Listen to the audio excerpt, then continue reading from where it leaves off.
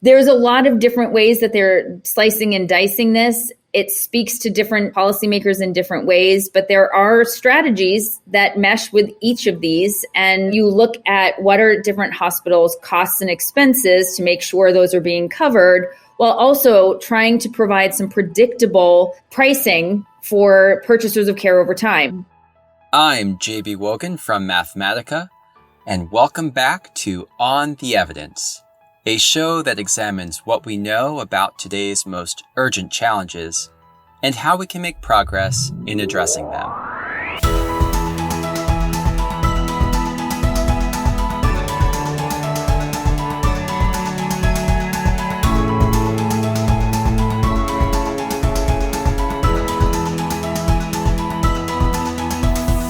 On today's episode, we're going to talk about the promise of data transparency in controlling for the biggest driver of rising healthcare spending for Americans, which is hospital costs.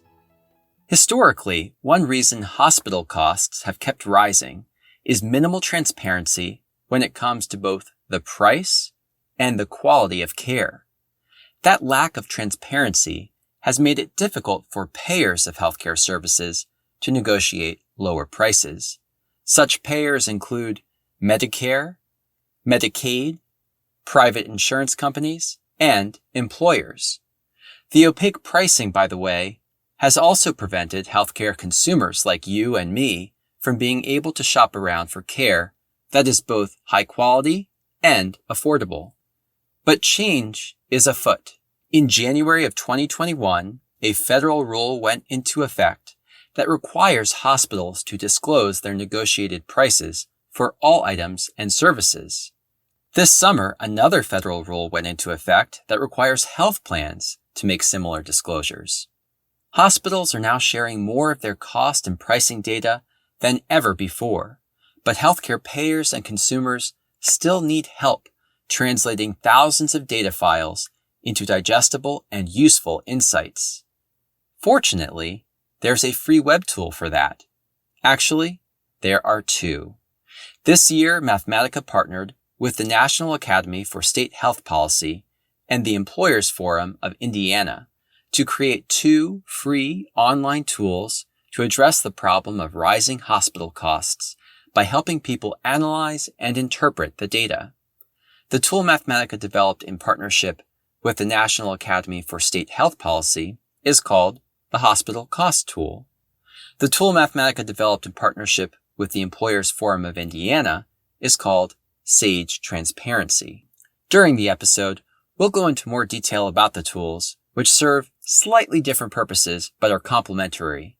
My guests for this episode are Gloria Sachdev, the President and CEO of the Employers Forum of Indiana, Maureen Hensley-Quinn, a Senior Program Director at the National Academy for State Health Policy, Evelyn Li, a Senior Researcher at Mathematica, and Guru Rasukonda, a Senior Project Manager at Mathematica. On this episode, we talk about the problem with rising hospital costs, the role that data transparency could play in addressing those rising hospital costs, the impact of recent federal regulations on making hospital cost data available to the public, the need for accessible online and interactive tools to make hospital cost data useful, and how two such tools, Sage Transparency and the Hospital Cost Tool, are already being used, and how planned updates may enhance their usefulness in the future. On the Mathematica blog associated with this episode, I'll include links to Sage Transparency and the Hospital Cost Tool. You can also find a full transcript of this episode on the blog. I hope you find this conversation useful. So I do want to talk today about the two websites that our organizations have created to help with the problem of hospital price transparency. Let's start by providing listeners with some context. Gloria, what is the current problem with hospital costs and their transparency or lack thereof? And if you could, from your vantage point at the Employers Forum of Indiana, what are some of the concerns that are specific to the employer perspective? Well, thank you for having me on. Healthcare is just really complex, and healthcare pricing is particularly complex. And traditionally, there's been no line of sight to seeing hospital prices. So as a person, as an employer, you would purchase healthcare and then just get billed maybe weeks later. And when that happens, you have no choice. You're not able to sit there and say, here's the best price or the best quality, and that's where I'm going to go. So that's really the struggle that's been going on for decades. And Sage Transparency provides some information on price and quality and cost from 5 different data sources, all reputable data sources, to just allow everyone to have some information to make more informed decisions. Indiana, unfortunately, looking at the RAND hospital price transparency studies and other studies, we see that Indiana's hospital prices are 4th highest in the country. There's a lot of variability in those prices. Some of them might be 150% of Medicare, so we're paying 1.5 times what Medicare pays for the exact same services. And then some prices are 450% of Medicare. And there's no correlation to quality. And so now it allows employers to just make more thoughtful choices on behalf of their employees when they're considering benefit design. Maureen, I wanted you to weigh in here as well. The National Academy for State Health Policy has a slightly different constituency and mission from the Employers Forum of Indiana. Where do you see overlap in your concerns about hospital price transparency, and name some of the concerns that are specific to state health policymakers? I think there's a lot of overlap between what employers care about and what state officials care about. When I think about this, I consider state officials are a diverse group. They are purchasers of care, they are regulators of their health markets, and they are champions or watchdogs for consumers in their states. So different offices are going to use hospital transparency data differently, but all who want affordable, comprehensive coverage really need to start looking at the underlying costs that are driving some of the premiums, out-of-pocket costs for services that consumers are experiencing. And employers especially are at the front lines of wanting to retain employees, providing robust benefits, and how to do that in an environment where healthcare costs just keep rising. So as we look at transparency, one of the first issues is access. And there is a lack of access, even though more and more transparency is coming out. But then the next issue, after you have data, it's understanding what you're looking at and then how to use it. And so I like to use the example, Nashby's hospital cost tool uses Medicare cost report data. That data is available publicly for each individual hospital, but those reports are complicated. They are hard to use. You get a lot of data, a lot of information, but you're not sure what's meaningful and what isn't. How to pull that out to be able to understand the comprehensive price and cost story of the hospital you're most interested in. And then, without a doubt, after you start looking at one hospital as a state, you want to understand, is this normal? What's the benchmark? How should I be considering this? And so you need to look at neighboring hospitals. And then you need to understand, is this an urban versus rural problem? Is this a problem because this health system is driving up costs? And so then you want more hospital data. So Nashby's tool strives to answer those questions. We strive to provide analysis of this data across as many hospitals as we can offer, but doing so in a digestible way so that people can actually use the data. I believe you said the data is becoming more transparent, that we're going in the right direction. And I believe that's partially a reference to some recent federal rule changes. So I was hoping you could speak to how recent federal changes have increased the likelihood of transparency. So the recent federal rules, for the first time, have set a national expectation that hospital prices and health plan payments for services should be transparent. And that is critically important. We know that hospital compliance has been slow and further improvement is needed. While the expectation has been set, which is notable, the implementation of that has not been achieved yet. We also know that having access, as we noted before, to data is a necessary first step, but the federal rules specifically note that this data should be presented in a machine-readable format, and that is not user-friendly. Consumers absolutely can't use that information. We have been talking with state officials from state employee health plans who are accessing their third-party administrator plan information right now, and even they are struggling with the machine-readable format to understand what is actually within that data set. So we know that policy across states and federal governments is iterative. So the federal rule is an important first step, and setting the expectation is critical, but there needs to be continued work to make sure that this information is as usable as possible. And I'll just say that rather selfishly, NASHB's tool and Sage Transparency are helping to fill a gap as we work out these details. I'm optimistic. I'm very optimistic about the level of transparency that's coming forth. What is machine-readable format? What does that look like? I'm imagining like a printout of binary code. Is it quite that bad, or what makes it so difficult to use? Yeah, we're told it's symbols and some letters, some numbers. So I personally haven't dove into some of these. We expected big, data sheet of numbers, but they're having trouble even finding the numbers in there. Oh my gosh. Well, Gloria, I wanted to get your take as well. What has been the impact so far of these federal rule changes around hospital price transparency?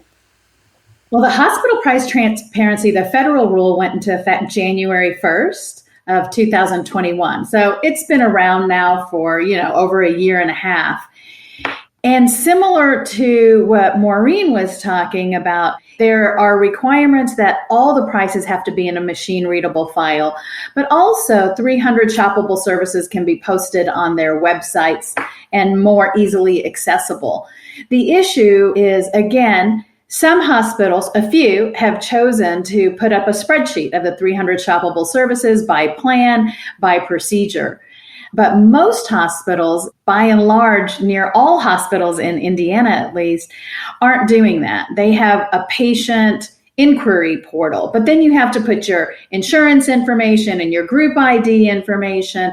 And certainly as an employer, if you only have, let's say, a Blue Cross Blue Shield plan or a United Healthcare plan, you can't shop across plans because that's what you're trying to do. You're like, I wonder who has the best deal. I'm contracting with Blue Cross Blue Shield right now, but I might be interested to see if United Healthcare or other insurance companies got a better rate at that hospital, since that's the hospital, or hospital system that the majority of my employees go to. So that's still missing. That's in the machine readable files. They are, as Maureen alluded to, generally terrible. And I have seen the files. I've seen several of the files, and they're you really have to be a machine to read them, not a human. So tools like Sage Transparency and the hospital cost tool, the goal is just to make it simple, make it simple to look at so that it is ultimately usable to align payment with the value of services provided. I'm hopeful that as we have more and more price transparency, I do think there's an opportunity for states and for the federal government to put some rules around the machine readable files. That's certainly an opportunity so that they're in a standardized format. That makes it easier to ingest for partnerships with Mathematica and other IT folks, it's everything standardized.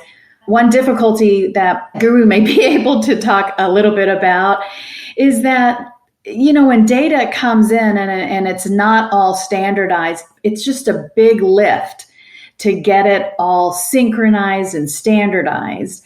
So, for example, if there's not a health system ID number associated with all of the hospitals, then you don't know, well, are these independent hospitals, or are these hospitals associated with a particular health system?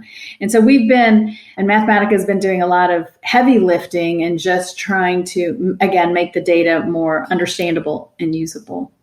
Well, Gloria, you've teed up, I think, Guru and Evelyn nicely there. I'm sort of imagining these like long printouts of hieroglyphics, the machine readable formats, but Guru and Evelyn, I'm not sure who wants to go first, but what are the limitations or challenges with using the data that has become available so far? So the recent transparency and coverage rule, I think, reflects a giant step towards the healthcare price transparency. Since July 1st this year, we've seen that health insurance companies, by way of compliance, have posted hundreds of thousands of files, and the volume of data that has become available recently has the potential to transform the entire industry. But the big challenge, as Gloria and Maureen addressed here, is that most consumers and healthcare purchasers are not data savvy. The machine readable files even makes a data savvy data scientist a headache, let alone the general public. So the burden is on companies and data solution innovators to come up with ways to ingest and integrate the many data files. If you think that integrating two data sources is challenging, we are talking about integrating hundreds and thousands of files to get meaningful insights behind the data.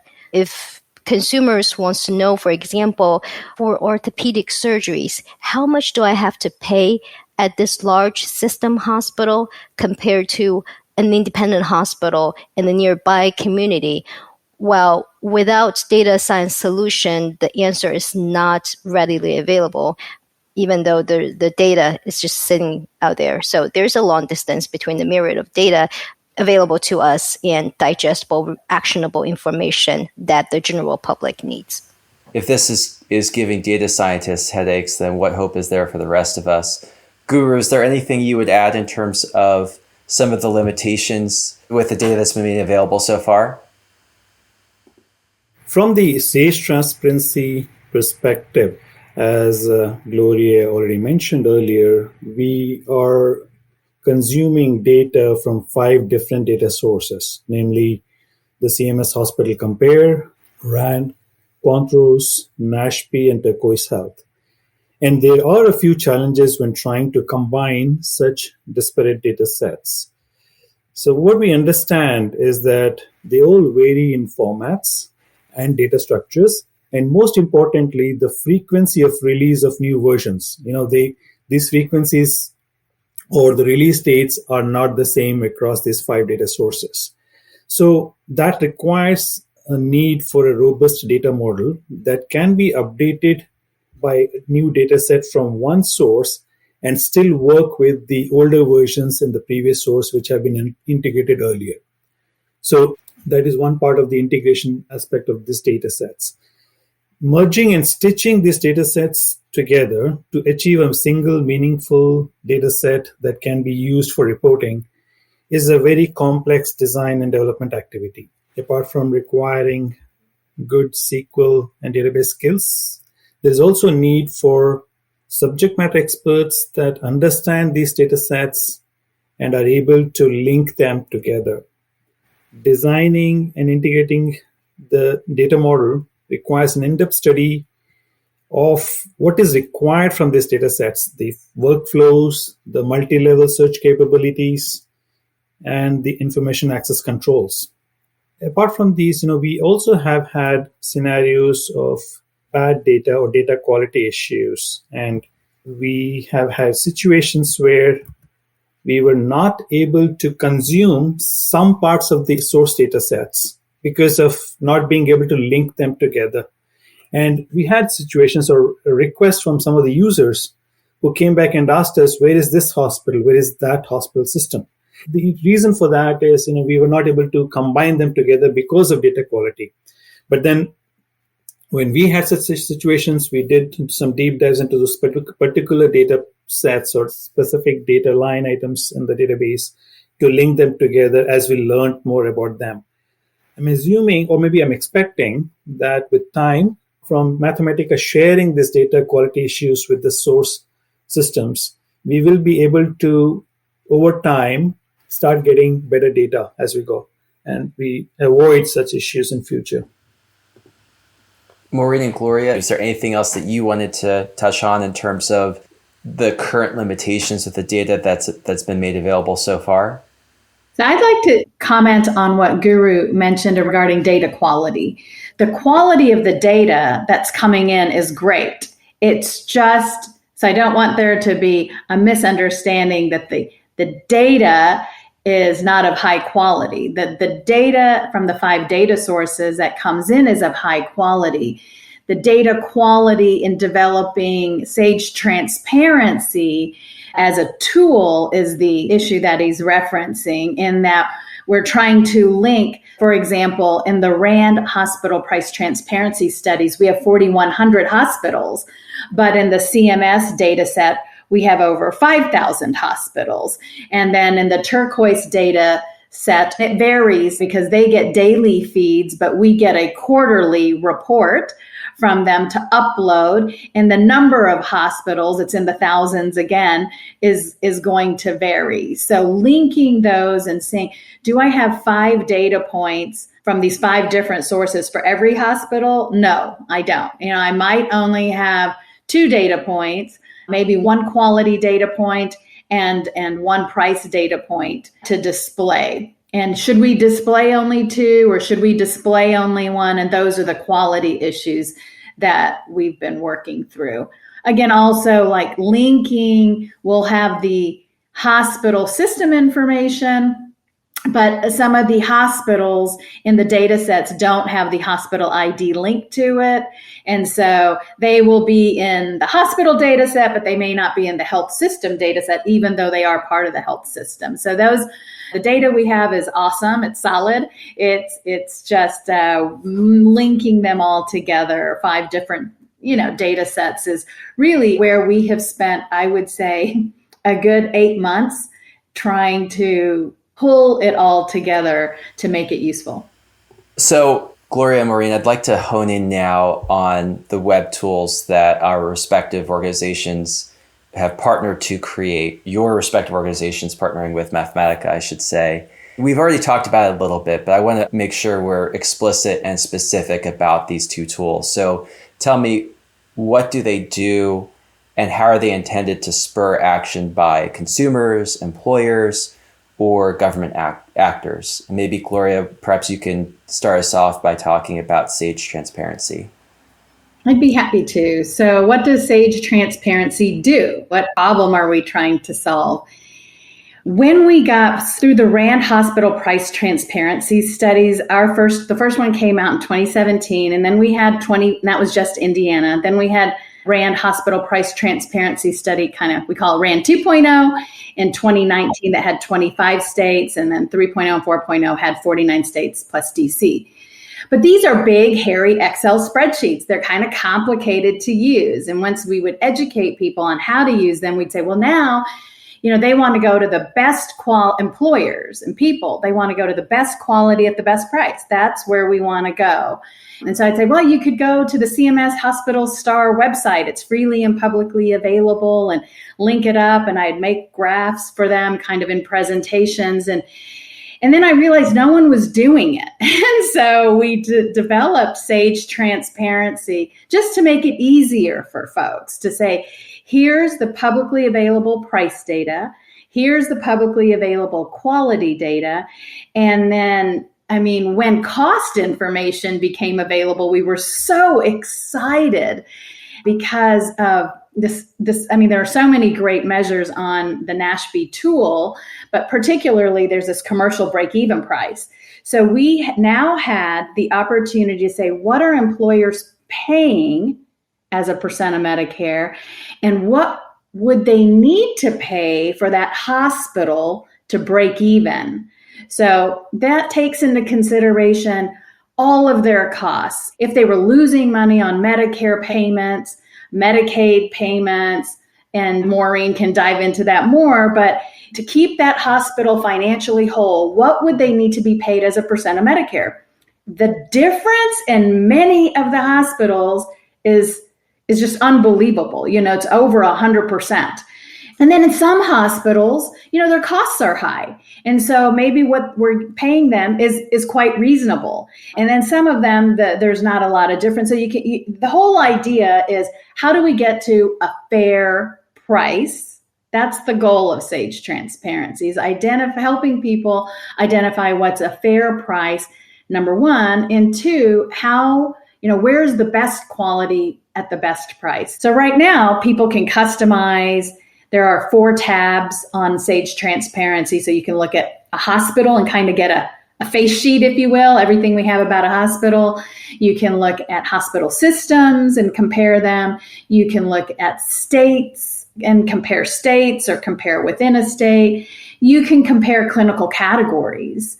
So you can search by orthopedics or GI or cardiovascular and see what the prices and quality, what it looks like. We don't have it at the procedure level. So we might say orthopedics, but we don't say knee replacement, hip replacement.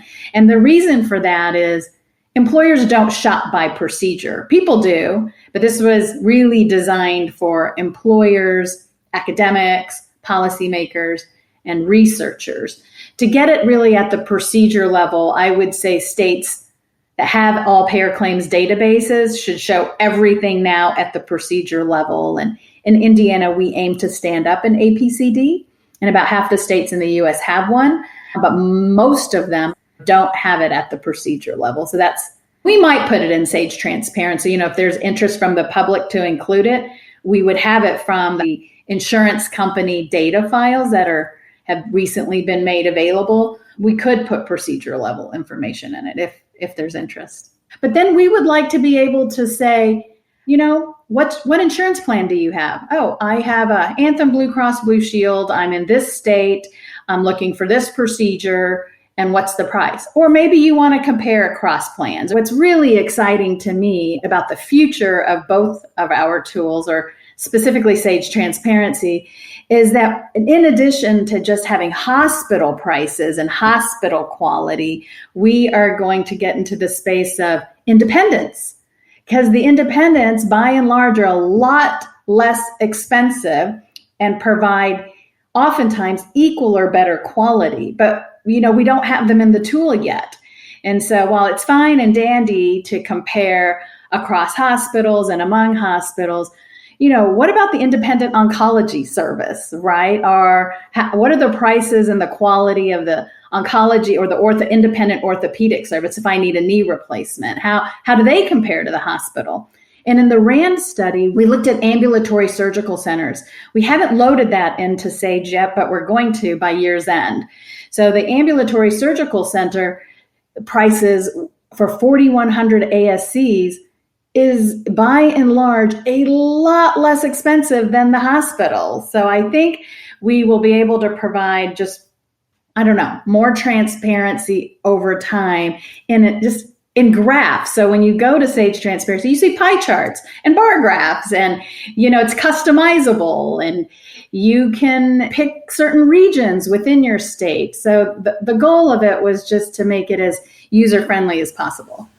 Maureen, if you could just walk us through the hospital cost tool now, like they are similar, they have a similar purpose, they have a similar originating motivation, but tell me exactly what it does, what the motivation was behind it.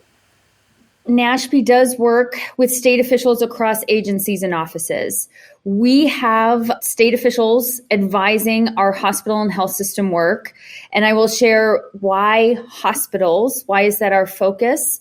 Hospitals have been for I can't tell you how long, as we've looked back at U.S. expenditure data, they are consistently where the United States spends the largest proportion of our healthcare dollar.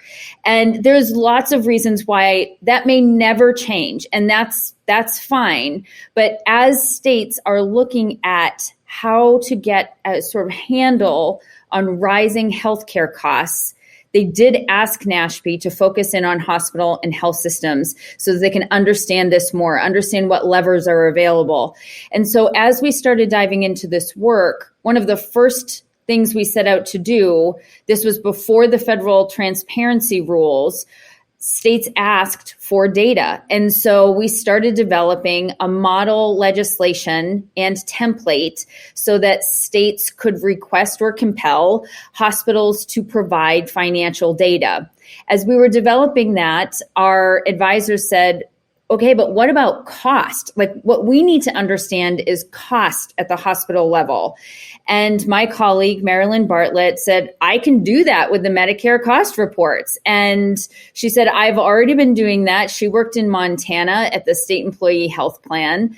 She did change how Montana's State Employee Health Plan pays for hospital services as a multiple of Medicare and saved that health plan millions of dollars in the state overall. And so she took what she used there and created a calculator for us to share with states. That calculator was honed over time, and we were able to create the hospital cost tool with the assistance of Rice University, who pulls down a ton of data for us from a federal database. And then Mathematica created this amazing tool that provides these graphics and customizable and explains different pieces of information. The break-even metric, as Gloria described, and she did a great job of that, it is a multiple of Medicare that the hospital needs in order to cover all of its expenses. Its losses, we take into consideration its profits, its investments. And so it's like at a bare minimum, commercial payers will need to pay X percentage of Medicare to that hospital to cover their costs. We are not suggesting that that's what hospitals should be paid. It's a data metric that is useful to understand essentially what their costs are. As we develop tools, strategies to try to get sort of a handle on rising costs, we don't want to do so at the expense of access. And so maintaining quality access is a driving goal of this work. But other metrics that are used, cost to charge ratios. As that percentage changes, what is driving that change? Is it an increase in costs or is it an increase in charges? Is it an increase in both? What can we do? When did that start? How do we handle that? What policies could be used to help a hospital or encourage a hospital to get a grip on some of those things? Payer mix. It's essential to understand a hospital's payer mix. And then importantly, states very much care about trends over time. So different interventions that they take, different coverage models that they put forward, the expansion of Medicaid through the ACA is an area that states are always asking about. At what point in the cost trajectory do we see that change take place? And did it have any influence or effect on hospital costs, break even, their profit margin? And so we can see that in looking at this data over time.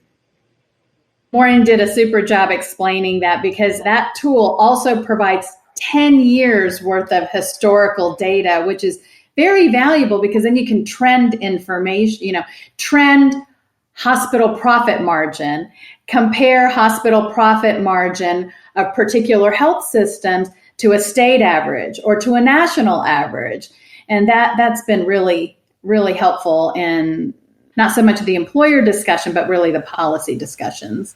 That leads me to my next question, which is how these tools are being used. And Maureen, so far, who is using the hospital cost tool and how? We know that a variety of different policymakers at the state level are using it.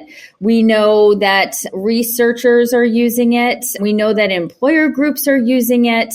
And I think the goals of all of those groups are the same, but how they take in the information and what they do with it, I think is different.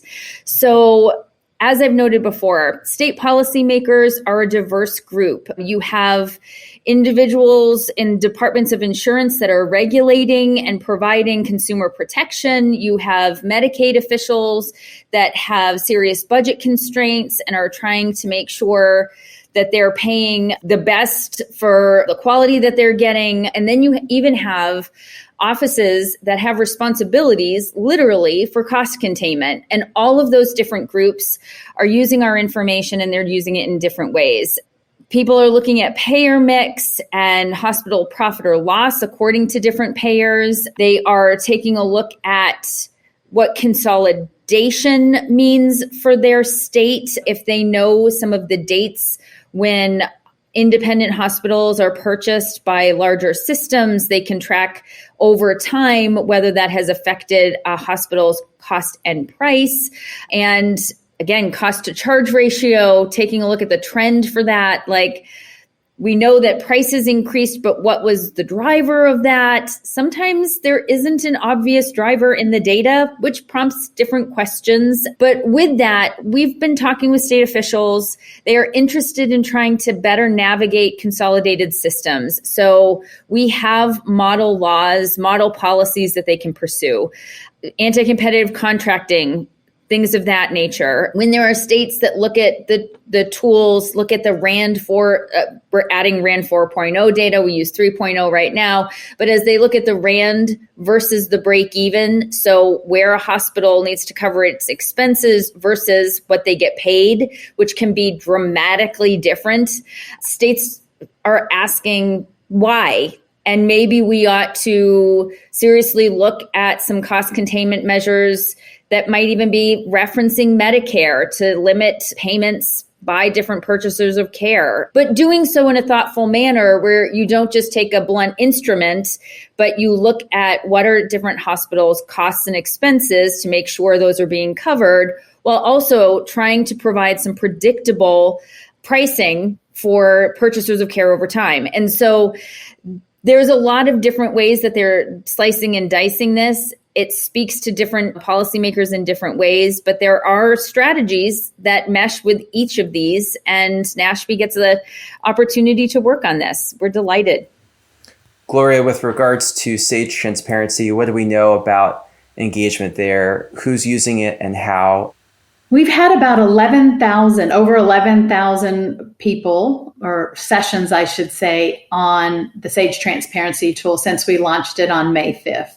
So we're really excited about that, and we hope that continues to grow. You know, it's freely and publicly available. We don't have data because we don't make people put their credentials to access it because it's just open to the public.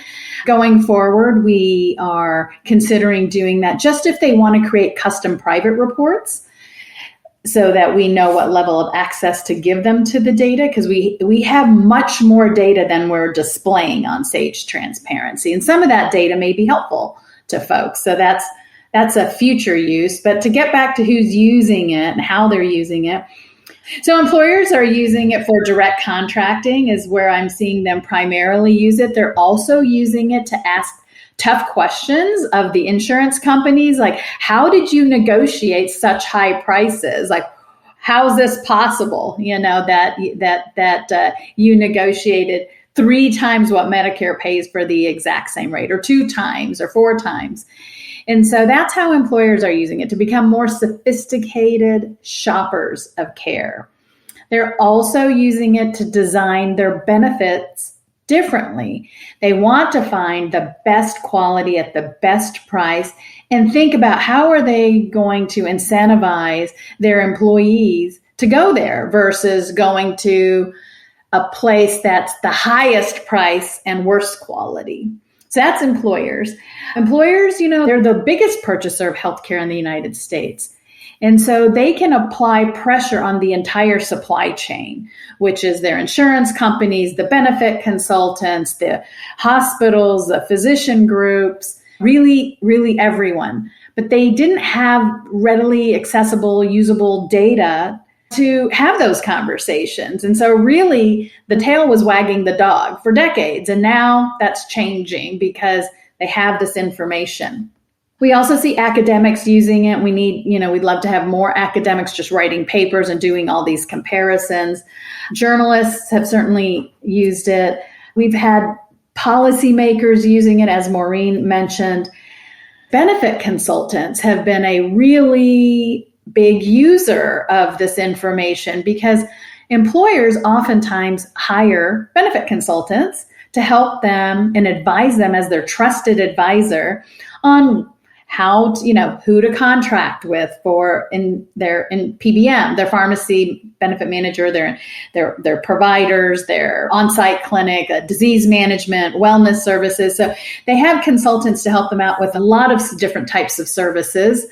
And these benefit consultants have been operating also in the dark, and it becomes a sales and marketing game that's going away. So we see the best benefit consultants in the country using Sage Transparency and making recommendations that are evidence-based. And then also we're seeing hospitals use it. A lot of hospitals want to know how they stack up against their peers. This information wasn't readily available to them. They didn't know how, they stacked up on any of these measures, price, quality, and cost before. And so that's been really interesting. We've seen a hospital system go into a market that was really high priced because they didn't have a lot of competition to create competition. They're like, hey, we can do better than that. We're building here. We have seen independent providers go, oh my gosh, you're paying the hospitals this much, pay me. Our prices are a lot better. Our quality's good. And nobody really knew because the largest hospital systems in most states are the drivers of high health costs. Then we can see that now. You can just pick a state, put every hospital in the state on a graph and see who's the highest priced, even within a health system. Some health systems are national. You can put Ascension Health or HCA or any of these really big health systems and say, how come your prices vary so much across states? What's happening here? You can look at even a contained health system within one state, and they may have 16, 20 hospitals. And you're like, why are your prices so variable? Within the same state, within the same health system. And then you go to the insurance companies and go, why did you negotiate such variable hospital prices? And that's because the purchasers had no line of sight. These organizations had signed contracts with each other and included gag clauses in these contracts that said neither party is allowed to share what the negotiated price was. So employers and people are just paying for it. And then these two, the tail wagging the dog here was standard of care. But as Maureen mentioned, we need policy to address that anti-competitive contract language. The federal government and the state of Indiana have banned gag clauses. That's great. But there are other clauses that need to be banned as well so that we can develop tiered networks and steer people to best quality, at best price. So I do feel like there are a lot of opportunities here. Okay, great. Where I wanted to wrap up was by talking about what comes next. And this question might be best for Guru and Evelyn. At least start with Guru and Evelyn. Do you have plans to update these two web tools? Might new data improve their usefulness? Speaking for the hospital cost tool, we are working with NASHB to update the underlying data to include more recent years of hospital cost reports, specifically the 2020 and 2021 data. And we're also making charts to include additional cost metrics that will be helpful for the state officials to get an understanding of cost drivers. We are planning to launch the version 2.0 of Hospital Cost Tool in the fall. And so we certainly invite you, the listeners, to let us know how you are using the current tool, what's working well, and what can be improved. I can speak to the upcoming developments for SAGE transparency. At this point in time, we have the phase 2 or the version 2 of SAGE transparency that is live, and we have a plan for the version 3, which the first enhanced version of this phase is planned to go live in December. It includes data and measures on those data for ambulatory care and the standardized prices. I think Gloria can add more detail after me on that. There will be some new measures and new dashboards included to this current version, and also there may be upgrades to existing dashboards.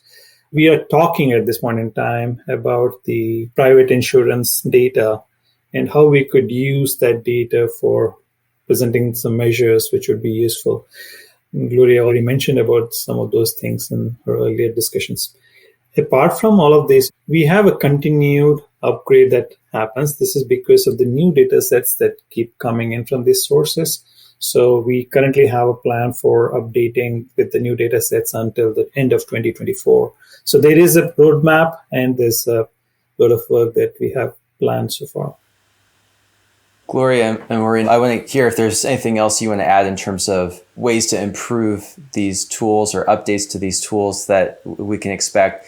But then I'm also curious, how you plan on using the data to spur policy change. I just wanted to make sure there wasn't anything we've left on the table in terms of how the data might spur action. So just to follow up on what Guru mentioned regarding upcoming updates, we plan to add from the RAND 4.0 data ambulatory surgical center information. So 4,100 ambulatory surgical centers. So that will be a whole new data set and have to figure out how to integrate all that.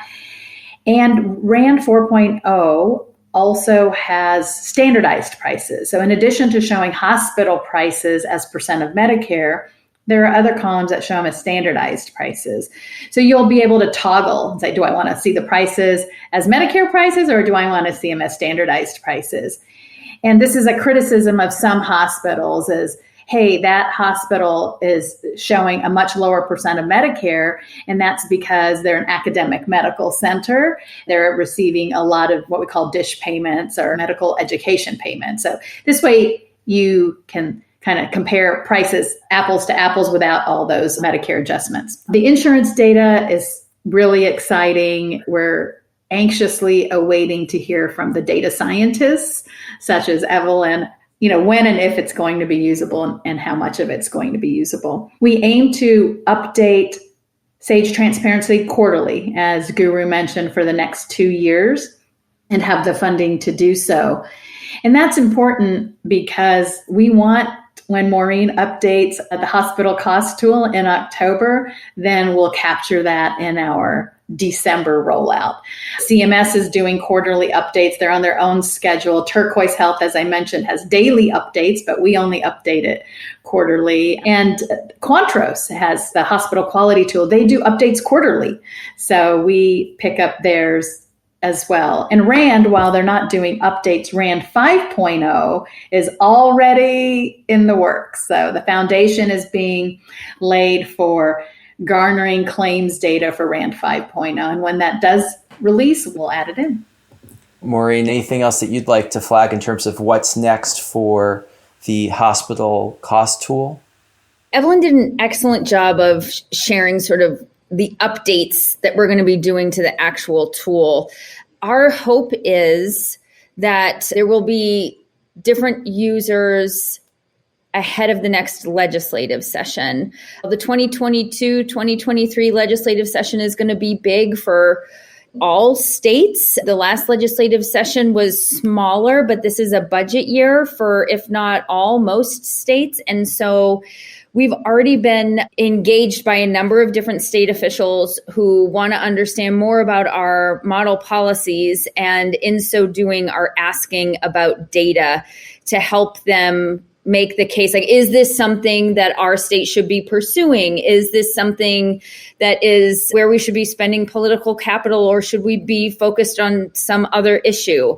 And those are really good questions to ask. And we really believe that the hospital cost tool can help guide some of that. And so that's already started, and we expect that to continue to happen in the next 4 to 6, 8 months as the legislative sessions kick off. There's the preparation period, there's the kickoff period, and then there's the duration. And so we believe that the hospital cost tool can help throughout that experience. Thank you. Thank you so much for giving your time. I've really enjoyed the conversation. I've learned a lot. Thank you for the opportunity. Thank you. Thank you. Thank you. Thanks again to my guests, Gloria Sachdev, Maureen Hensley-Quinn, Evelyn Li, and Guru Rasukonda. A full transcript of our conversation is available on the blog post associated with this episode, which you can find at mathematica.org. Links to both of the tools we discussed in the episode, Sage Transparency and the Hospital Cost Tool, are included on that blog post and in the show notes for this episode. As always, thank you for listening to another episode of On the Evidence, the Mathematica podcast. There are a few ways you can stay up to date on future episodes. You can subscribe at GoodPods, Apple Podcasts, Spotify, YouTube, or wherever else you listen to podcasts. You can also follow us on Twitter. I'm at JB Wogan. Mathematica is at Mathematica Now.